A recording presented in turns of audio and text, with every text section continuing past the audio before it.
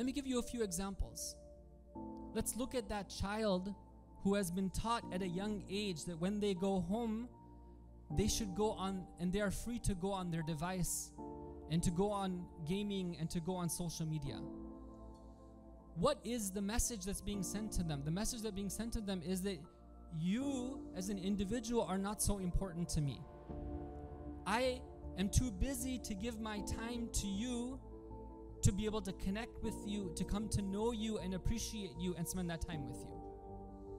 Let's look at that child when they're a bit older. Those parents who are just so gung-ho on them taking as many extracurricular activities, as many clubs, as many, preparation, college prep classes as they can. What is the message being sent to them? That you yourself are not good enough for me.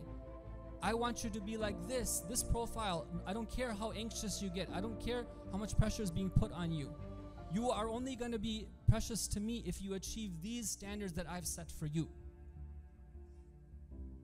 Let's look at that spouse who is silent after years of being treated poorly, after years of, God forbid, in some cases, abuse from their spouse. And what do? They're just silent now because they don't have any words to say after years and years of oppression and their supposed life partner being obsessed with nothing but themselves.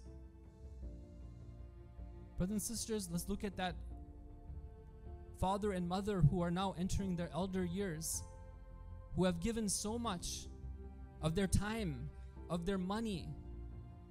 They just smile. They're there for their kids whenever they want them.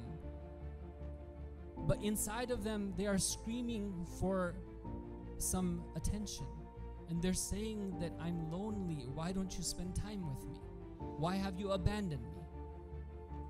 And brothers and sisters, I want us to spend a moment right now thinking about this, that what is the whispers of the hearts of the people who are closest to us? Are we listening to them? And are we responding to them the way that we need to? Sometimes we're so obsessed with our own pursuits and our own passions, we forget to give that listening ear to those who are closest to us.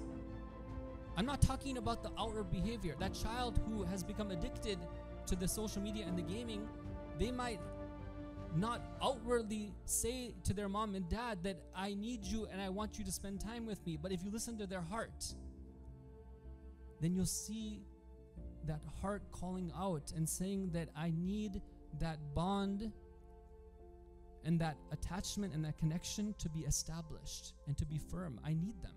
And there is no substitute for that.